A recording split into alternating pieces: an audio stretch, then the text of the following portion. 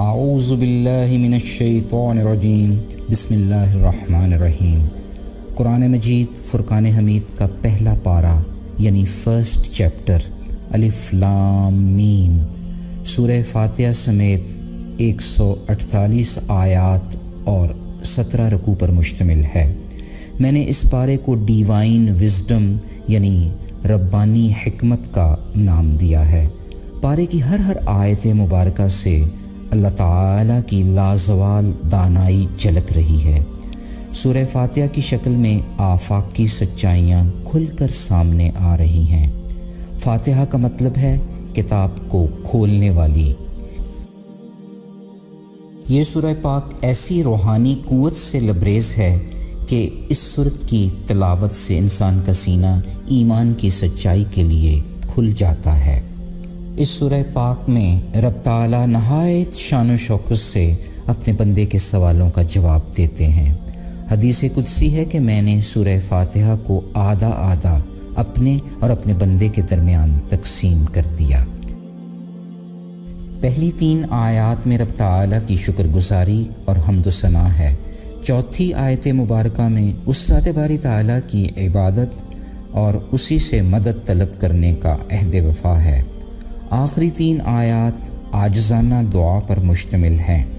صراط مستقیم کی دعا، خدائی حکمت پر چلنے کی دعا، انعام یافتہ لوگوں کی فہرست میں شامل ہونے کی دعا، اللہ کے غضب سے بچے رکھنے کی التجا۔ اس پارہ میں سورہ بقرہ کے پہلے رکوع میں ابتدا میں ہی اللہ تعالیٰ نے یہ واضح کر دیا کہ اس کی ربوبی حکمتوں میں کوئی خرابی کسی قسم کا شک نہیں ہے، بلکہ رب ذوالجلال کی تمام حکمتوں میں ہمارے لیے ہدایت ہے۔ بس شرط یہ ہے کہ ہم تقوی اختیار کریں، یعنی رب تعالی سے ٹوٹ کر محبت کریں۔ درست محبت کا تقاضا تو یہ ہے کہ اس کی اٹل دانائی پر عمل پیرا ہو کر زندگی گزاری جائے، پرہیزگاری اختیار کی جائے، غیب پر یقین کامل رکھیں، نماز قائم کریں، روزہ کا اہتمام کریں، رب کے عنایت کردہ رزق سے رب کی مخلوق کی خدمت کی جائے، تمام آسمانی کتابوں اور آخرت پر ایمان رکھا جائے۔ یہ سارے اعمال ہمیں راہ راست پر ڈالیں گے، یوں ہم فلاح پانے والے بن جائیں گے۔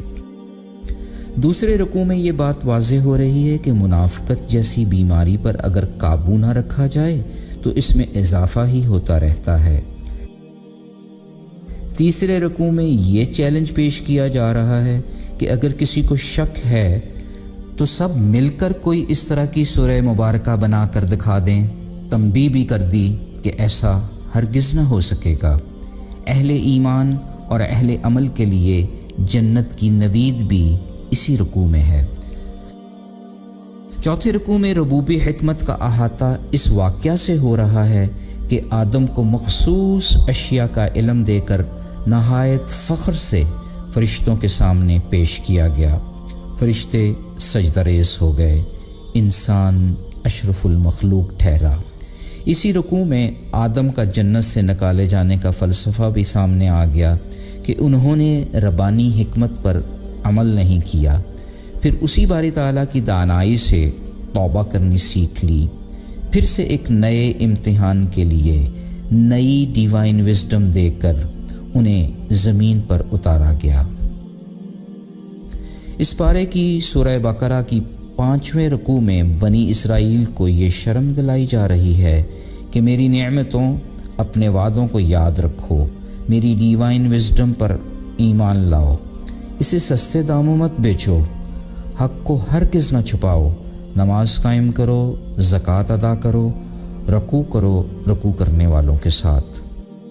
چھٹے رکوع میں بنی اسرائیل کو پھر سے جھنجھوڑا جا رہا ہے کہ میری اس نعمت کو یاد کرو کہ کیسے دنیا بھر میں دوسری قوموں پر فضیلت عطا کی گئی تھی، فرعون کی غلامی سے نجات دلائی گئی تھی، سمندر پھاڑ کر تمہارے لیے راستہ بنایا گیا تھا۔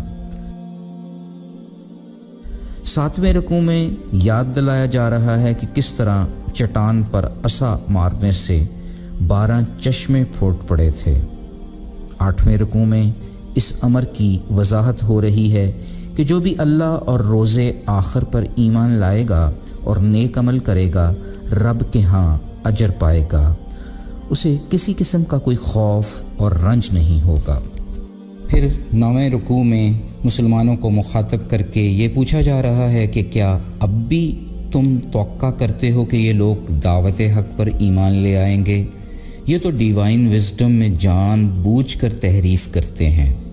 10ویں رکوع میں پھر سے یاد دلایا جا رہا ہے کہ بنی اسرائیل سے وعدہ لیا گیا تھا کہ اللہ تعالیٰ کی عبادت کرنا، ماں باپ، یتیموں، مسکینوں کے ساتھ نیک سلوک کرنا، بھلی بات کہنا، نماز ادا کرنا اور زکوٰۃ دینا، مگر زیادہ تر اس عہد سے پھر گئے۔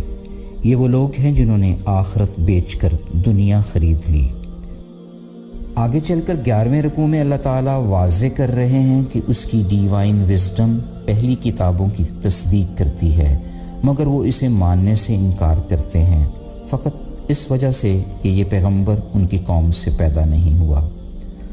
بقرہ کا 12واں رکوع جبرائیل سے نفرت رکھنے والوں کو جواب ہے کہ وہ اللہ کی منشا کے مطابق حضور پاک صلی اللہ علیہ وآلہ وسلم کے دل میں قرآن نازل کرتا ہے، جو پہلی کتابوں کی تائید ہے، ایمان لانے والوں کے لیے ہدایت اور کامیابی کی بشارت ہے۔ 13واں رکوع واضح کر رہا ہے کہ اللہ جسے چاہتا ہے اپنی رحمت کے لیے چن لیتا ہے۔ اس ربوبی دانائی سے یہ بات کھل کر سامنے آ گئی کہ اللہ تعالیٰ کی اطاعت میں سارا اجر ہے، پھر ہمارے لیے نہ کوئی خوف ہوگا نہ ہی رنج۔ 14واں رکوع یہ سبق پیش کر رہا ہے کہ مشرق اور مغرب سب اللہ تعالیٰ کے ہیں، جس طرف بھی رخ کریں گے وہ موجود ہوگا۔ وہ بڑی وسعت والا، سب کچھ جاننے والا ہے، زمین و آسمان کی ہر چیز کا مالک ہے، جس بات کا فیصلہ کرتا ہے اس کا حکم صادر کرتا ہے، ہو جا اور وہ ہو جاتا ہے۔ 15ویں رکوع میں بنی اسرائیل کو پھر سے وہ نعمت یاد دلائی جا رہی ہے کہ کس طرح انہیں دنیا کی تمام قوموں پر فضیلت دی گئی تھی۔ اسی رکوع میں حضرت ابراہیم علیہ السلام، حضرت اسماعیل علیہ السلام کی مشہور دعا کا تذکرہ ہے جو خانہ کعبہ کی تعمیر کے دوران کی گئی تھی۔ اس پارے کا آخری رکوع انسان کو اللہ تعالیٰ کے رنگ میں رنگنے کی رہنمائی کرتا ہے، واضح کرتا ہے کہ اس سے اچھا رنگ اور کس کا ہوگا۔ اللہ رب العزت کے رنگ میں رنگنے سے مراد ربانی حکمت کے سامنے سر تسلیم خم کرنا ہے، زندگی کے ہر چھوٹے بڑے پہلو میں ربوبی دانائی پر عمل پیرا ہونا ہے۔ اس پارہ مبارک کا لب لباب یہ ہے کہ سورہ فاتحہ میں ہم جو سیدھی راہ پر چلنے کی التجا کرتے ہیں، سورہ بقرہ کے 16 رکوع میں پیش کی گئی ربانی حکمت تاریخ کے تناظر میں ہمیں رہنمائی فرما رہی ہے کہ کن فیکون کی کنجی در حقیقت نماز، روزہ، زکوٰۃ، خیرات اور اللہ تعالیٰ سے شدید محبت میں پوشیدہ ہے۔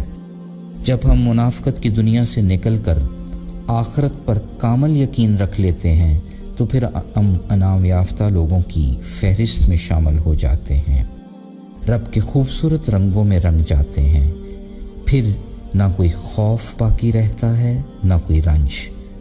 دعا ہے کہ اللہ رب العزت ہمیں اپنی رحمت کے لیے چن لے، آمین۔ فی امان اللہ، اللہ حافظ۔